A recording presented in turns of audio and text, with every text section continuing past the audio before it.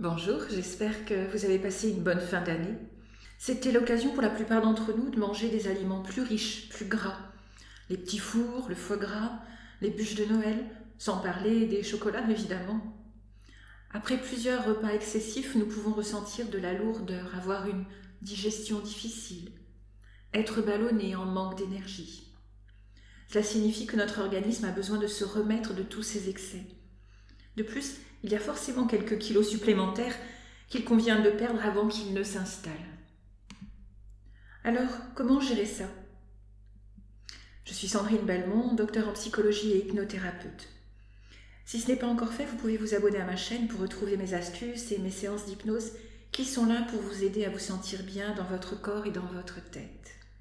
Alors la première chose que je vous conseille peut vous étonner, c'est de ne surtout pas culpabiliser. En effet, les pensées, les émotions négatives à propos de soi comme « je manque de volonté, j'y arriverai jamais » ne vous aident aucunement. Cette culpabilité, cette auto-dévalorisation sont autant de blocages psychologiques qui vous empêchent de maigrir. Cet auto-sabotage est là par manque d'estime de soi bien souvent. Imaginez que vous disiez à votre meilleur ami ou à votre enfant alors qu'il essaye d'atteindre un objectif quelconque « Tu sais, de toute façon, tu manques de volonté et jusqu'à présent, tu n'as jamais réussi. » Vous voyez où je veux en venir ? C'est que si vous partez perdant en vous dévalorisant, en vous détestant, même pour certains, il n'y a aucune chance pour que vous arriviez à être en adéquation avec ce que vous ressentez et ce que vous voulez. Et c'est ce qui va saper votre volonté et votre motivation à maigrir. De plus, cela entraîne un stress important et ça tourne alors à l'obsession. Le stress prolongé dérègle notre organisme et notre esprit. Il faut savoir que nous sommes programmés pour avoir certaines réactions face à un danger. Lorsque nous sommes particulièrement stressés, notre organisme se met en mode alerte car il perçoit un danger, même s'il ne sait pas d'où il vient.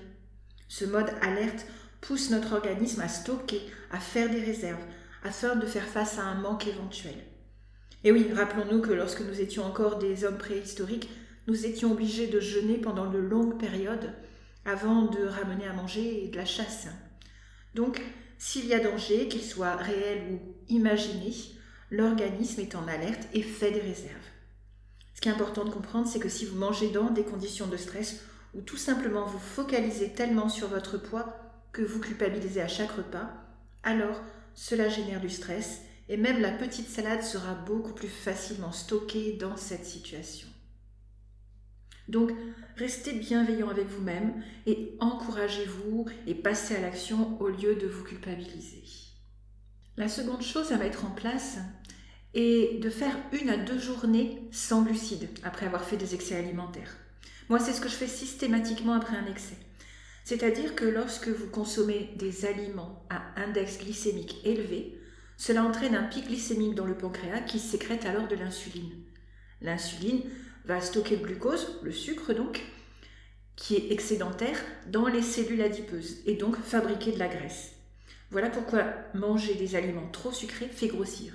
Mais ce n'est pas tout, parce qu'une fois que ce glucose est réparti sur le ventre et les fesses, le taux de glycémie descend d'un coup et c'est l'hypoglycémie. Vous vous sentez alors en baisse d'énergie, d'où une envie de manger, et c'est le cercle vicieux. Le sucre appelle le sucre. Et du sucre, il y en a partout. Concrètement, une journée sans glucides, sans sucre, signifie que vous éliminez tous les aliments à index glycémique haut. Je vous donne quelques exemples d'aliments à remettre à plus tard. Ce sont les pommes de terre, le riz, les pâtes, la semoule, les sodas, l'alcool, le pain sous toutes ses formes et évidemment les desserts, le chocolat, etc. Privilégiez les légumes et les fruits frais qui sont riches en fibres et faciliteront votre digestion. Préférez les cuits parce que crus, ils peuvent agresser vos intestins qui sont déjà fragilisés. Mangez plutôt des poissons et des viandes blanches. Éliminez les aliments transformés, industriels, les plats en sauce ou frits. Il ne s'agit pas là d'un régime, mais juste de rééquilibrer les apports caloriques que vous avez eus précédemment, de mettre un petit peu votre système digestif, votre organisme au repos. D'ailleurs, si vous voulez en savoir plus et que vous manquez d'idées pour cuisiner des recettes sans sucre qui vous aideront à maigrir, sachez que vous trouverez tout cela en détail dans mon 3e livre, Assiettes sans sucre pour maigrir, faites-vous plaisir sans culpabiliser. Je vous mets le lien sous la vidéo. Alors la 3e chose à faire est très logique. Nettoyez votre corps de l'intérieur. Buvez de l'eau, des tisanes sans sucre pour éliminer. Vous avez mis vos intestins à rude épreuve avec l'alcool et les plats riches en graisse et en sucre, alors l'eau favorisera l'élimination des déchets. Et puis, la dernière chose est bien sûr de bouger. Vous avez peut-être passé de longues heures à table ou à faire la sieste en tentant de digérer. Alors recommencez une activité physique douce, comme la marche par exemple. Cela va remettre aussi votre système digestif en route. Et pour les personnes qui ont l'habitude de faire du sport, eh bien faites quelques séances de HIIT. Le HIIT vient des États-Unis, c'est une pratique sportive qui peut vous amener des résultats rapides et efficaces dans votre perte de poids. Ce sont tout simplement des sessions qui alternent des exercices intenses et des phases de récupération active.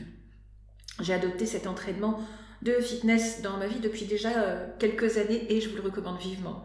Il suffit simplement de vous adonner à 3 séances de 15-20 minutes par semaine au minimum. Alors même si vous n'êtes pas un grand sportif, que vous n'avez pas une minute à vous ou que vous détestez les longues séances de sport, cette nouvelle tendance fitness pourrait bien vous plaire. C'est un excellent brûle-graisse et cela permet de booster son métabolisme.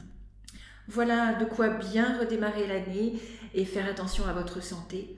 Si par contre vous avez la sensation d'avoir totalement perdu le contrôle avec la nourriture, sachez que l'hypnose peut vous aider à retrouver un rapport à la nourriture plus serein et vous aidera à maigrir sans être au régime.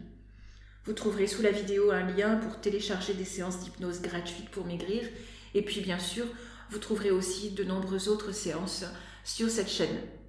À très bientôt.